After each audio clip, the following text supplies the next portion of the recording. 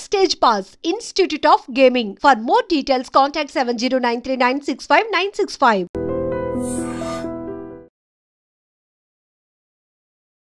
ఎందుచేతనో ఒక ధనవంతుడు ఉన్నాడు అని అంటే అతను మనకేమి ఇవ్వడం అని తెలిసినా కూడా ఆయనకున్న గౌరవం సమాజంలో ఒక విలువలతో ఉన్న మనిషికి ఉండదు.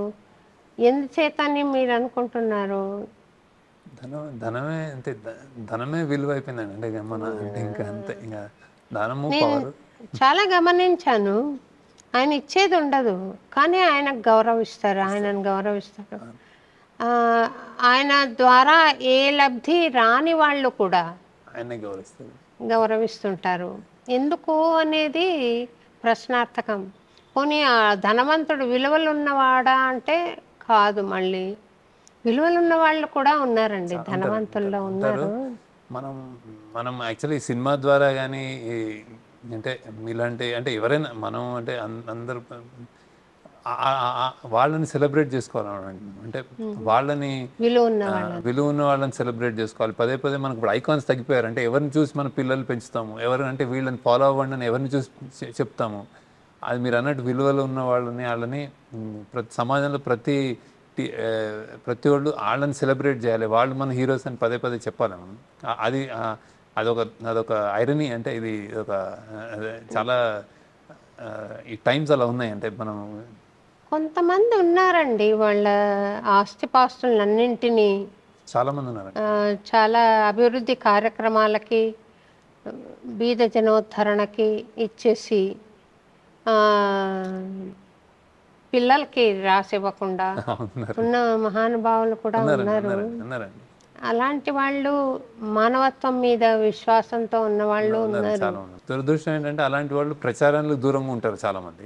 అంటే అది వాళ్ళ ఇన్బిల్డ్, వాళ్ళు ఎవరి కోసమో చేయరు బేసిక్గా. సో వాళ్ళు చేసి వెళ్ళిపోదాం అనుకుంటారు. సో అది మన బాధ్యత అని కూడా చెప్పాలి. అంటే సినిమాలో కానీ, కథల్లో కానీ, పాటల రూపంలో కానీ వాళ్ళకి మనం చిన్నప్పుడు బాలానందం జేజేలు కొట్టండి అంటుంటారు కదా, ఏదో ఒకటి అట్లా వాళ్ళకి కొడతా ఉండాలి. ఇది కలికాలం కాబట్టి వాల్యూ సిస్టమ్ మారింది. కానీ కొన్ని భవిష్యమాలిక విన్నారా మీరు పేరు? భవిష్యమాలిక అని ఒరిస్సాలో అనంత శాస్త్రి గారు అని ఒక ఆయన భవిష్యమాలిక అని రాశారు. అందులో ఇది కలికాలం క్లోజింగ్ టైం అని వచ్చేసింది అని కొన్ని ఉదాహరించారనమాట. ఈ ప్రకారంగా it has come to an end now. By 2034 it's going to end. World war వచ్చి మొత్తం ఒక 10% ఆఫ్ హ్యుమానిటీ మటుకే బ్రతికి ఉంటారు, మిగిలిన వాళ్ళు పోతారు అని చెప్పారు. అయితే నాకు ఆశ్చర్యము, సంతోషము, యాంటిసిపేషన్ ఉన్న విషయం ఒకటేమంటే, కల్కి అవతారం పుట్టారు. ఆయన ఇప్పుడు ఒక 20 ఇయర్స్లో ఉన్నారు అని చెప్పారు. అయితే అన్నమయ్యపురం రావాలండి తప్పకుండా అని చెప్పాను. కాశీనాథ్ మిశ్రా గారు అని ఉన్నారు ఒరిస్సాలో, ఆయన ప్రచారం చేస్తున్నారు అన్నమాట భవిష్యమాలిక. నేను కూడా కొంత గమనిస్తాను, వాళ్ళు ఏమైనా ఆశింపుతో చేస్తున్నారా లేక సమాజోద్ధరణకే చేస్తున్నారా, భక్తిని ప్రచారం చేయాలని చేస్తున్నారని. ఆయన పాపం నాకెక్కడా దొరకలేదు అలాగా నెగిటివ్గా. ఆయన సదుద్దేశంతోనే చెప్తున్నారు నమ్మి. అయితే స్వామి ఇక్కడికి రావాలి కల్కి అవతారము అని అన్నాను. నువ్వు అంత భక్తిగా వేడుకుంటున్నావు కదమ్మా, వస్తారు అన్నారు. చూడాలి.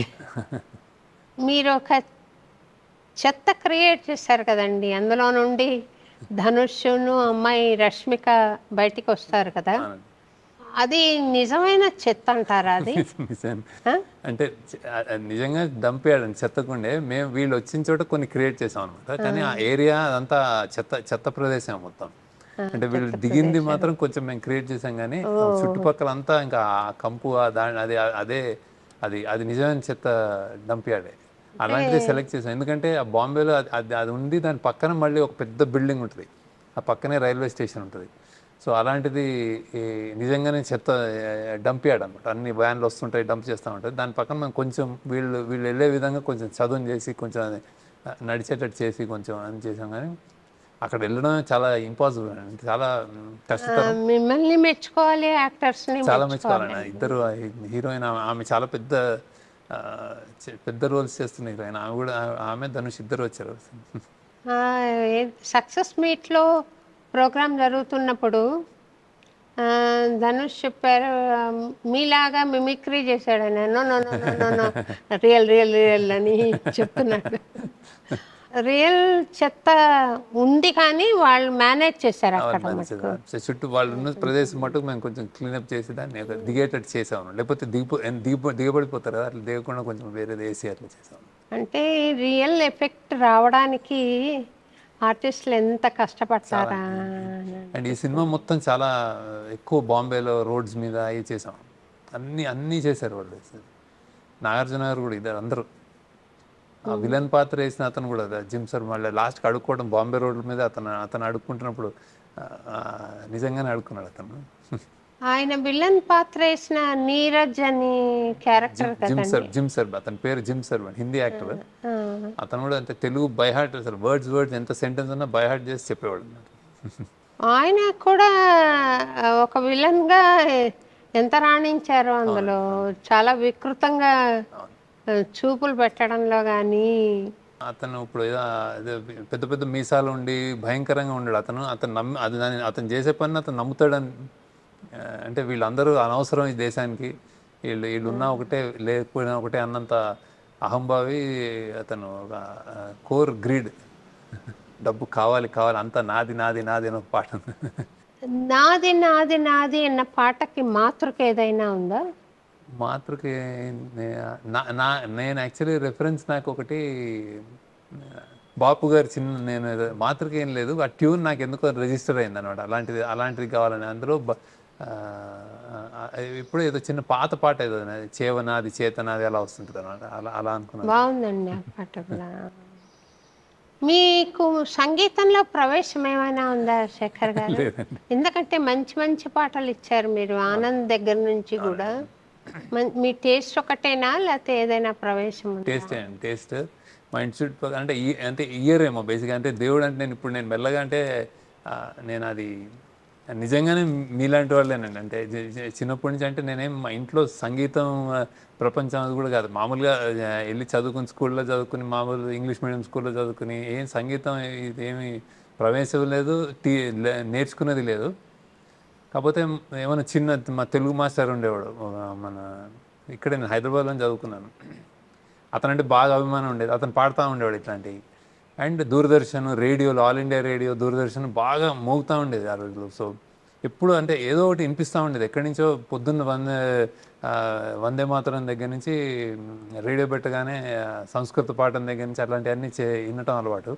నిజంగానే మీ ఆగమనం ఉంటుంది కదా దూరదర్శన్లో. ఒక చిన్న అసలు మీరు చిన్నగా ఉండేవారు కదా. అదే భావింప సకల సంపద రూపం అని మీరు ఎత్తుకునేవారు కదా. మీది ఏం పిచ్చి ఏం పిచ్చి అనుకునేవాళ్ళం అన్నమాట. సో అక్కడి నుంచి మళ్ళీ అదివో అదివో అని స్టార్ట్ చేసి మళ్ళీ ఆ కొండలలో నెలకొన్న కోనేటి రాయుడు అన్నీ కాన్స్టెంట్గా వినిపిస్తున్నాయి. ఆయన కూడా బాలకృష్ణ ప్రసాద్ గారిని, త్యాగరాజ కీర్తన, ఎంఎస్ సుబ్బలక్ష్మి ఇవన్నీ విని అండ్ రేడియో తెలుగు పాటలు, పాత ఘంటసాల పాటలు, ఇవే దీనికి మించి ఏం కదా.